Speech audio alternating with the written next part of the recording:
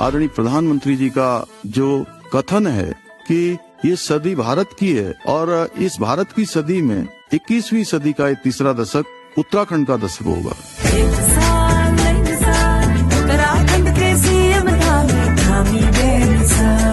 अपने दूसरे कार्यकाल के पहले साल में धामी सरकार के फैसलों ने एक नई मिसाल कायम की है, जिनसे आज उत्तराखंड संवर रहा है।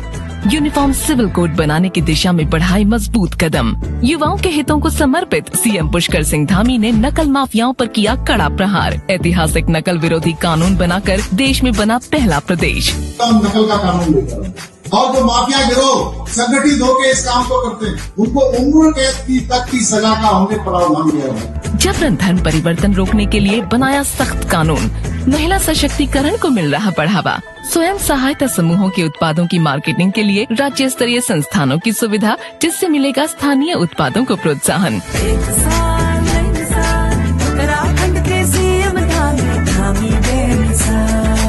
गरीबों के लिए साल में 3 गैस सिलेंडर किए मुफ्त।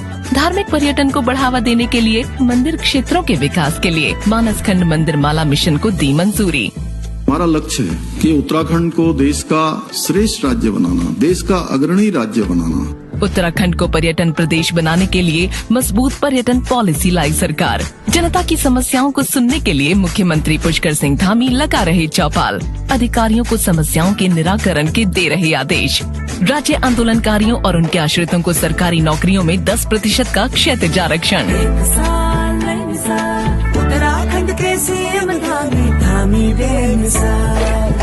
सौर ऊर्जा, कृषि, उद्यान, पशुपालन और अन्य सेक्टर्स में हो रहा तेजी से विकास। धामी सरकार का 1 साल बन रहा नई मिसाल। देहरादून जनपद के जोनसार की बेटी का दिल्ली न्यायिक सेवा में चयन होने पर अनुज्ञा चौहान पहली बार जोनसार पहुंची। जोनसार पहुंचने पर लोगों ने अनुज्ञा चौहान और उनके माता पिता का भव्य स्वागत किया। बताते चले कि अनुज्ञा चौहान और उनका परिवार इस दौरान सैया सहित समाल्टा में विराजमान चालदा महासू महाराज के दर्शन के लिए पहुंचे। यहां मंदिर समिति ने अनुज्ञा चौहान को स्मृति चिन्ह देकर सम्मानित किया। पूजा अर्चना करने के बाद अनुज्ञा चौहान ने मीडिया से बात करते हुए कहा कि वह अपनी सफलता का पूरा श्रेय माता पिता, गुरुजनों और क्षेत्र के इष्ट देवता महासू महाराज को देती है। इसका श्रेय मैं देना चाहूँगी सबसे पहले तो महाराज को और अपने माता पिता को और अपने साथ में जुड़े हुए सब लोगों को, मेरे गुरुओं को, मेरे टीचर्स को, मेरे दोस्तों को, मेरे पूरे परिवार को। इन सब लोगों ने मेरा मनोबल बनाए रखा और इसके लिए मैं बहुत बहुत धन्यवाद हूँ। और साथ ही में मेरे पूरे क्षेत्र के लोगों को जिन्होंने मेरी खुशियाँ चौगुनी कर दी, मेरे साथ मुझे इतना समर्थन दिया, इतना प्यार दिया, उसके लिए मैं तहे दिल से धन्यवाद कहना चाहती हूँ। भारतीय जनता पार्टी लगातार अपने संगठन व जनप्रतिनिधियों में जोश भरने व पार्टी की रीति नीति के संबंध में प्रशिक्षित करने का कार्य करती रहती है। इसी क्रम में संगठन स्तर पर सभी जिलों के जिला अध्यक्ष, मंडल अध्यक्ष समेत सभी कार्यकर्ताओं का प्रशिक्षण पूरा होने के बाद अब विधायकों का 3 दिवसीय प्रशिक्षण होना है, जिसके लिए संगठन स्तर पर तैयारियां पूरी कर ली गई है। इस संबंध में बीजेपी प्रदेश मीडिया प्रभारी मनवीर सिंह चौहान ने जानकारी देते हुए बताया कि 8, 9 व 10 अप्रैल को राजधानी देहरादून में पार्टी की सभी विधायकों के प्रशिक्षण शिविर का आयोजन किया जाएगा, जिसमें प्रधानमंत्री नरेंद्र मोदी, राष्ट्रीय अध्यक्ष जेपी नड्डा के द्वारा वर्चुअल रूप से मार्गदर्शन किया जाएगा। अपने कार्यकर्ताओं को हमारे जो जीते हुए जनप्रतिनिधि आते हैं उनको लेकर के हमेशा प्रशिक्षण देने की एक प्रक्रिया रही है। उसी के तहत हमारे चाहे हमारे मंडल में के कार्यकर्ता हों, चाहे जिले के हों, चाहे प्रदेश के पदाधिकारी, इनके प्रशिक्षण शिविर पहले पूर्व में ही हमारे प्रदेश में उनको प्रशिक्षण दे दिया गया है। इसके बाद हमारे जो जनप्रतिनिधि विधायक गण हैं, विधायकों को प्रशिक्षण शिविर लगाने की योजना है और 8, 9, 10 अप्रैल को देहरादून में ही 3 दिवसीय प्रशिक्षण शिविर लगने वाला है, जिसमें हमारे केंद्रीय नेतृत्व द्वारा मार्गदर्शन दिया जाएगा। इसमें आदरणीय प्रधानमंत्री जी, आदरणीय हमारे राष्ट्रीय अध्यक्ष जेपी नड्डा जी, उनका भी इसमें मार्गदर्शन मिलने वाला है और हमारे राष्ट्रीय महामंत्री संगठन आदरणीय BL संतोष जी का भी उसमें मार्गदर्शन प्राप्त होगा। विद्युत नियामक आयोग के द्वारा प्रदेश में बिजली के दामों में बढ़ोतरी का ऐलान कर दिया गया है, जिसको लेकर विपक्ष के द्वारा सरकार पर बिजली पानी महंगा, शराब सस्ती का आरोप लगाया जा रहा है।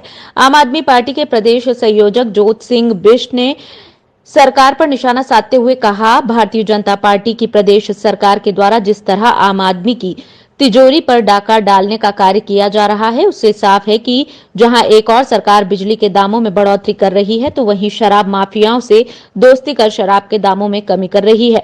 इससे कहीं न कहीं सरकार की शराब नीति में भ्रष्टाचार किया गया है कि भारतीय जनता पार्टी दिल्ली में शराब नीति पर और उत्तराखंड की शराब नीति पर किस ढंग का भेदभाव कर रही है। जो केंद्र की सरकार है, आपको याद होगा विधानसभा चुनाव की तिथि घोषित होने से ठीक एक दिन पहले जो शराब नीति में परिवर्तन किया गया, उसमें करोड़ों रुपए का घोटाला हुआ है। और इस समय भी जो शराब सस्ती करने का ऐलान धामी सरकार ने किया है, इसमें भी एक बड़े घोटाले की बू आ रही है। तथ्य आएंगे तो फिर आपको बताएंगे। उत्तराखंड में 1 अप्रैल से बिजली की दरों में बढ़ोतरी होने वाली है। बिजली की दरें बढ़ने को लेकर कांग्रेस ने सरकार पर हमला बोला है। कांग्रेस प्रदेश प्रवक्ता ने कहा कि उत्तराखंड में बीजेपी के सरकार द्वारा निरंतर 1 वर्ष में कई बार बिजली की दरों में वृद्धि कर आम व्यक्ति की जेब पर डाका डालने का काम किया गया है। अप्रैल माह से दोबारा बिजली की दरों में वृद्धि कर भाजपा के द्वारा व्यक्ति को चारों तरफ से प्रताड़ित करने का काम किया जा रहा है। राज्य में भाजपा सरकार द्वारा कोई ठोस विद्युत नीति न बनाकर निरंतर बिजली की दरों में बढ़ोतरी का काम किया जा रहा है। भाजपा की सरकार द्वारा उत्तराखंड में निरंतर 1 वर्ष में बार बार बिजली दरों में वृद्धि करके मध्यम वर्ग के व्यक्ति की कमर तोड़ने का काम किया गया। आज उत्तराखंड में अप्रैल से बिजली की नई दरें लागू हो जाएंगी। इससे उत्तराखंड का आम जनमानस प्रभावित होगा। भाजपा के द्वारा निरंतर आम जनमानस को बिजली की दरें बढ़ाकर प्रताड़ित परेशान करने का काम किया गया है।